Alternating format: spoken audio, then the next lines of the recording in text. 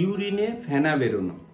অনেকে দেখবেন যে ইউরিন করলে বা মূত্রত্যাগ করলে সেখান থেকে ফেনা বেরোয়।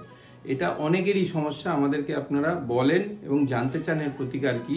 তাহলে আসুন আজকে আমরা দেখি যে বাড়িতে একটা সাধারণ হোম রেমেডি করলে আপনার ইউরিনে ফেনা বেরোনো নিশ্চিতভাবে কম হতে পারে।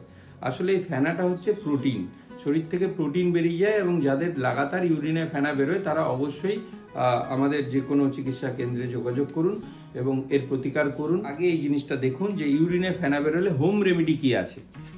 এই ম্যাডামেরও ইউরিনে ফেনা হতো বা হয় এখনো, এবং আমরা তাকে এই থেরাপিটা দিই। আমরা এই যে ভি পয়েন্টটা আছে এখানে প্রেস করি 6 সেকেন্ড করে দুবার, ঠিক হাতটা এরম করে 6 সেকেন্ড করে একবার প্রেশার দেবো, আর তার আগে পায়ের তলায় বালিশ লাগিয়ে নিয়েছি।